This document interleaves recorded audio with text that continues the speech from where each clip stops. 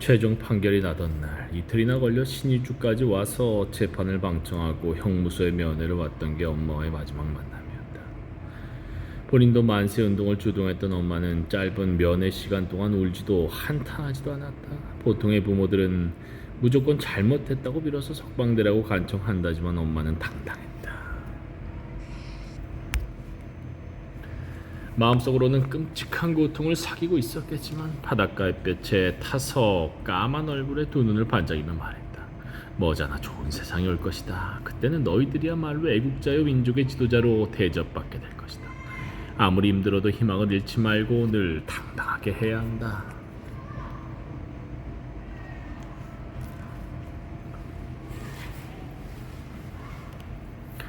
어쩌다 한 번씩 주고받는 엄마의 편지, 어디에서도 생선 바구니를 머리에 이고 동네방네 돌아다니는 가난한 여인의 말투를 발견할 수 없었다. 순 한글로 된 편지마다 김명시 라는 이름마다 자랑스러운 나의 딸이라는 수사를 붙였고 조선인의 명예를 더럽히면 안 된다는 말을 관용구처럼 썼다.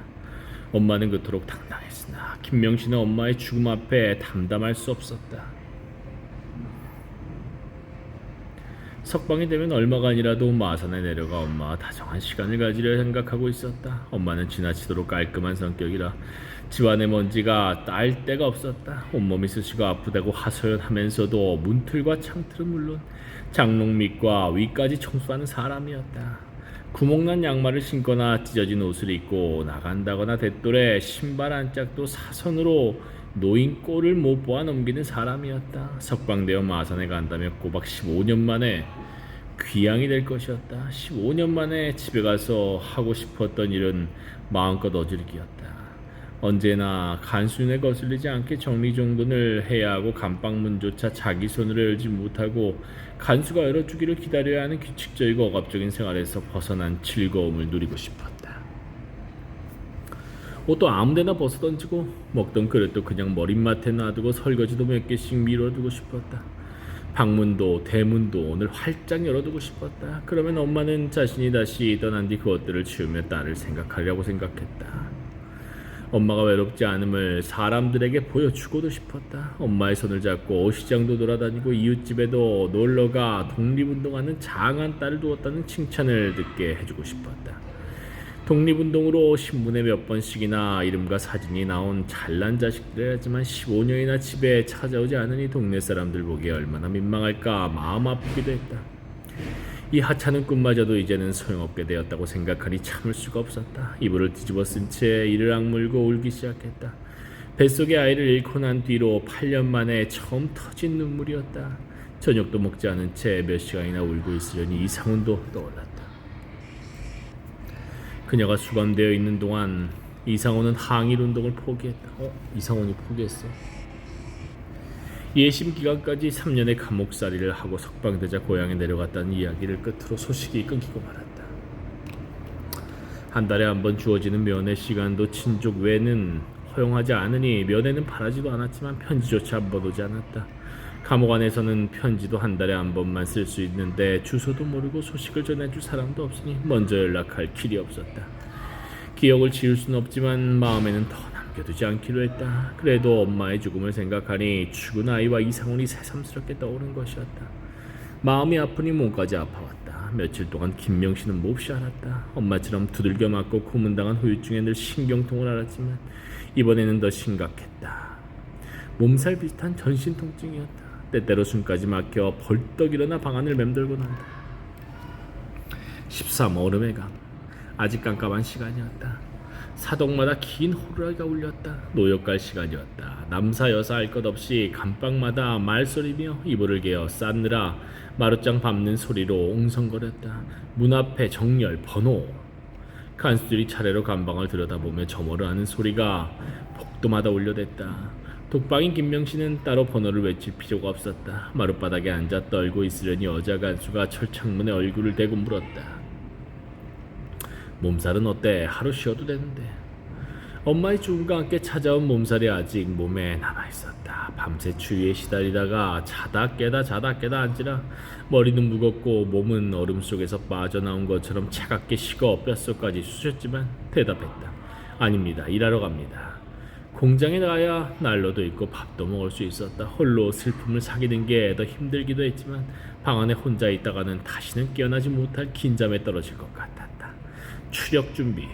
간수들의 고함 소리가 시끄러운 가운데 김명씨는 겉옷을 벗고 속옷 차림으로 방문이 열리길 기다렸다. 남자 제수들은 아무리 추운 날이라도 속옷까지 완전히 벗겨 공장에 보냈다. 공장에서 작업복을 입고 일하다 끝나면 다시 알몸으로 돌아와야 했다. 탈옥의 도구나 무기가 될 만한 것들을 간방으로 가져오지 못하게 하려는 조치였다. 인원 점검을 마친 간수들이 차례로 방문을 따주자 여자들은 일제히 공장으로 달려가기 시작했다. 김명씨도 추위를 이기려 종종 걸음으로 복도를 지나는데 다른 간방의 벽에 낀 하얀 성에가 눈에 띄었다. 김명씨의 독방은 안팎이 다 추우니 성에조차 끼지 않는데 여럿이지 않은 방은 사람의 입김으로 오히려 성에가 끼는 것이었다. 그래도 여사는 죄수가 적어 여유가 있는 편이었다. 남자 제수들은 비좁은 방에 10명씩 수용되었다. 어깨를 나란히 하고 누울 수가 없어 차례로 얼굴과 발을 교차시키고 옆으로 누워 칼잠을 자다 보면 서로의 팔다리가 뒤엉키고 밭바닥에 남의 얼굴을 짓뭉개기 일쑤였다.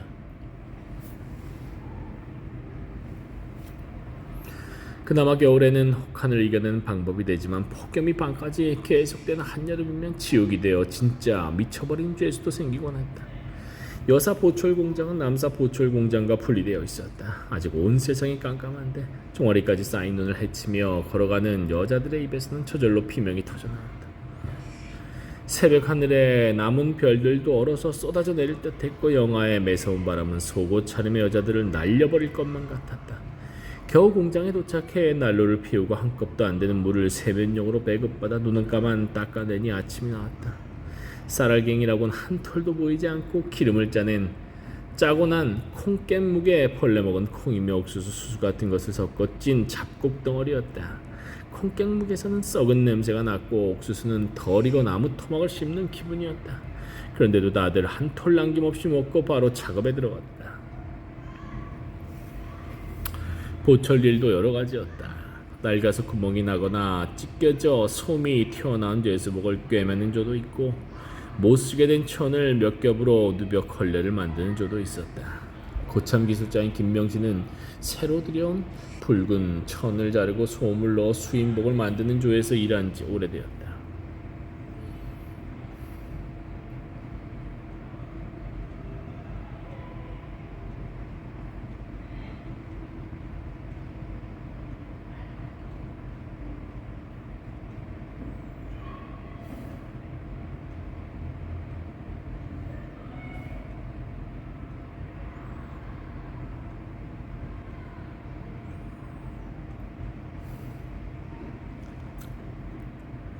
이날은 처음 본 30대 후반의 여자가 조수로 배치되었다. 사상범을 표시하는 붉은 번호표가 아니라 일반 죄수들의 흰 번호표를 달고 있었는데 온화한 느낌을 주는 인상인데다 말투도 차분했다.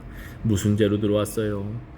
바느질 하느라 시린 손을 비비고 물으니 그녀는 유심히 김명씨의 붉은 번호표와 얼굴을 살펴보고는 나직하게 말했다. 아, 댁이 그 유명한 김명씨 씨로군요. 아무리 신문과 잡지에 자주 이름이 나온다 해도 그걸 접할 수 있는 지식인들이나 기억하기 마련이었다. 여자 죄수는 대개 절도범 아니면 치정관계 범죄자들이었다. 지식인 여자 죄수는 드물었다. 김명씨가 만나본 여고보 출신 죄수라고는 애인의 꼬임에 넘어가 돈을 훔친 음행원 하나뿐이었다. 여자는 먼저 자신에 대해 말했다. 김명씨 씨는 배화여고 다녔지요. 나는 이화여고 나왔어요. 성이 임씨인데 나이가 많아 언니라 부르기로 했다. 임원니는 죄명이 뭔데요? 그녀는 간수가 다른 쪽으로 갈 때까지 기다렸다가 나직히 대답했다. 신의주 무역회사 경리로 일하면서 임시정부에 보낼 공작금을 마련하려고 회사 공금을 빼돌렸다가 잡혔다. 놈들의 고문을 당할 것도 없이 있는 거 없는 거 다 불었는데 횡령죄만 적용하더군요. 흔히 벌어지는 일이었다. 만주에서 일본군과 싸우다 체포된 이들은 사회안전법 대신 살인강도나 방화폭력 같은 죄명만 씌워 총살시켜버리는 경우가 많았다. 항일 운동가들을 파렴치범으로 몰아치욕을 주고 대중으로부터 외면받게 하려는 속셈이었다. 국내에서 잡힌 경우에도 무장강도나 폭력범으로 몰아 일반 죄수 취급을 해버리는 경우가 흔했다. 훔친 돈은 무사히 보냈나요? 임시정부 양반들 상해에서 아주 힘들게 사시는데요. 임씨는 자랑스럽게 답했다. 그럼요. 무사히 임시정부에 전달됐다는 전갈까지 받았지요. 그래서 저놈들이 나를 도둑으로 몰거나 살인범으로 몰거나 관심 없어요. 이 끔찍한 겨울을 앞으로 5번이나 견디고 과연 살아나갈 수 있을까 걱정일 뿐 5년형을 받았거든요. 정말 큰일을 하셨군요. 대단하세요. 김명씨의 칭찬에 기분이 좋아진 임씨는 좀 더 바짝 의자를 당겨 앉으며 말을 걸어왔다. 김명씨 씨는 수감된 지 꽤 오래됐지요. 신문에서 여러 번 보았는데 이렇게 만나게 되다니 영광이네요. 신의주 영무소에 갇혀 있다는 소식도 알고 있었지요. 신의주 영무소. 임시정부 쪽에서는 여자들은 밥을 하거나 심부름만 하는데 사회주의 쪽에서는 여자도 지도자로 활동하니 그 점은 참 부럽더군요. 백설에 반사된 여명이 창문을 연붉게 물들이는 시간이었다. 난로를 뗀다지만 손발이 시린 것은 마찬가지라 다들 손을 비벼대거나 팔을 동동 구르는데 임씨는 손가락이 새빨갛게 얼었는데도 추운 내색 않고 느릿느릿 바느질을 했다. 여간 꼼꼼하고 야무진 솜씨가 아니었다. 양반집에서 살아본 적은 없지만 양반집 규수가 저러려니 하는 생각과 함께 상해에서 보았던 또 다른 이화여고 출신들이 떠올랐다. 대한부인회라고 명칭은 그럴듯했지만 모여서 하는 이야기라고는 고향에 남겨둔 농토며 남편들의 직책 같은 것에만 관심이 있던 부유한 여자들이었다. 임신 달랐다. 비록 파렴치범으로 옥살이를 하지만 진짜 독립운동을 한 여자라 생각하니 남같지 않았다. 간수의 눈을 피해 이런저런 이야기를 나누는 사이 햇살이 유리창 맨 위부터 비추기 시작해 찬찬히 밑으로 내려왔다. 간방 지붕에 쌓인 눈에 반사된 눈부신 햇살이 공장 안을 깊숙이 비추자 솜과 옷감에서 일어난 먼지들이 드러나기 시작했다. 임씨가 물었다. 김명시 씨, 요즘 러시아 소식 들었어요? 스탈린이 혁명 동지들을 전부 죽이고 있다는 끔찍한 소식이요. 네. 감옥살이 하느라 7년간 신문 쪼가리도 구경 못한 김명씨는 갑작스러운 질문에 뭐라고 답을 해야 할지 몰랐다. 무역회사에서 일해 널리 세상 소식을 접한 임씨는 소련 상황에 대해 상당히 깊이 알고 있었다. 트로츠키가 박해받다가 멕시코로 망명한 건 벌써 옛날 얘기고 부하린, 지노비에프, 카메네프 또 제국주의 간첩으로 몰려 처형됐답니다. 모르고 있었어요? 전혀. 부하린이 처형됐다는 말이 쇳덩이처럼 머리를 때렸다.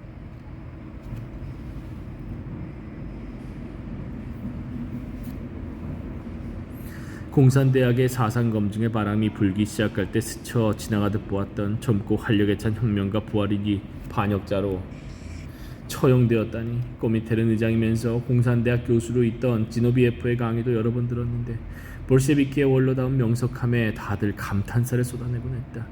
카메네프는 본 적은 없지만 명성은 들어 알고 있었다. 이들이 모두 처형되었다니 입술이 떨려 말이 제대로 나오지 않았다. 언니, 그거 일본이 소비에트 연맹을 비방하려고 꾸며낸 거짓 선전 아닌가요? 말이 안 되는 일이라 도저히 믿을 수가 없네요. 남자 사동은 항일 운동가들이 워낙 많아 새로 들어오는 이들을 통해 바깥 소식을 전했지만 인원이 없는 여자 사동은 거의 차단되어 있었다. 독방에 사는 김명씨는 더욱 정보에 어두웠다. 임씨는 바느질을 멈추고 김명씨를 직시하며 찬찬히 말했다.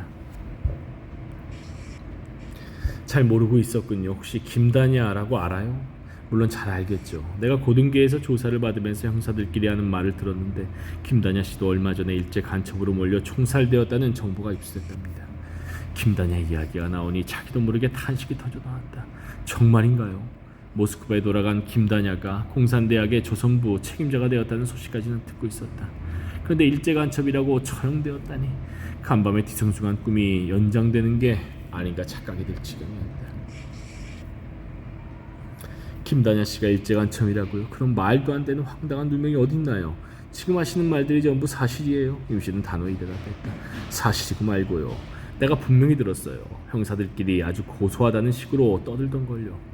철없는 공산주의자들의 말로라는 식으로 대숙청이 시작된 뒤로 지식인이고 노동자고 군인이고 수많은 사람이 소련을 탈출하고 있어요.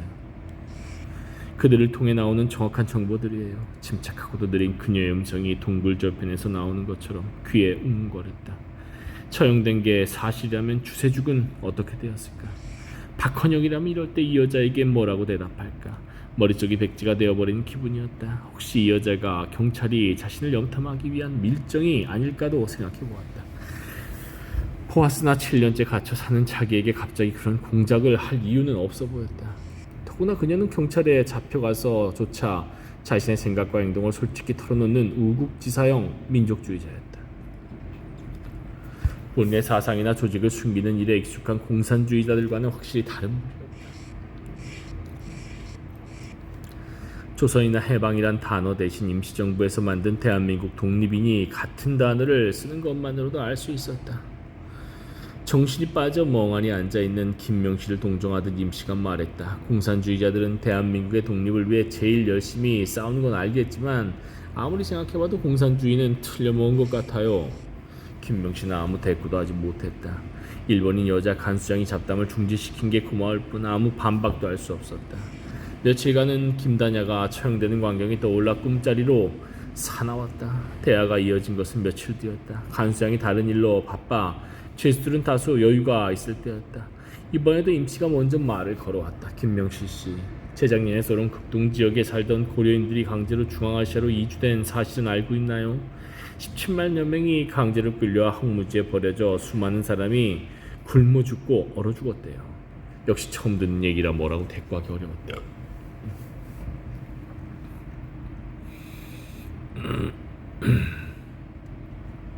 언니, 그런 이야기는 또 어디서 들었어요?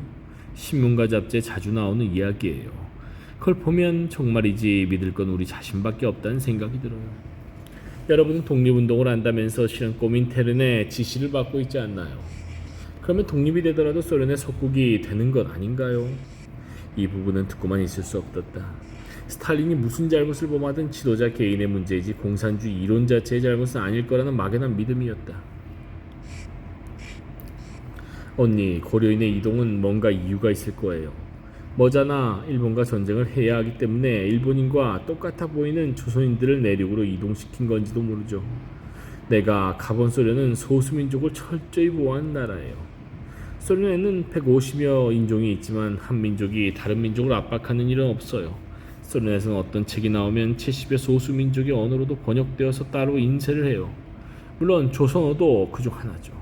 각 민족은 고유의 언어와 문화를 그대로 유지하게 되어 있고 정치와 교육에서 독자적인 자율권을 가지고 있어요. 소비에트는 이러한 각 민족이 협력해 만들어진 거죠. 연방회의에 가면 각 인종 대표들이 다 와 있어요. 소련이 소수민족을 억압한다는 건 듣지도 보지도 못했네요. 묘한 시선으로 듣고 있던 임씨가 말했다. 이론상으로는 소련의 헌법과 제도가 인류 역사상 가장 완벽한 민주주의라 훌륭하다고들 하더라고요. 그렇지만 실제로는 아름다운 이상과는 너무 먼 일들이 벌어지고 있는 게 분명해요. 그 석방된다니 김명씨 씨도 진실을 알게 되겠지요. 언니가 거짓말을 한다는 게 아니에요. 무슨 이유가 있으리란 거지. 코민테른 문제도 그래요. 세계의 공산당이 하나인 건 세계의 노동자가 하나가 되어야 한다는 것이지 민족이나 국가를 통합하겠다는 게 아니에요. 조선공산당이 코민테른의 지도와 도움을 받아야 한다는 것은 조선의 나라를 세우는 것과 별개의 문제죠. 공산당은 장차 독립해 세워질 조선인 국가의 여러 정당 중 하나에 불과해요.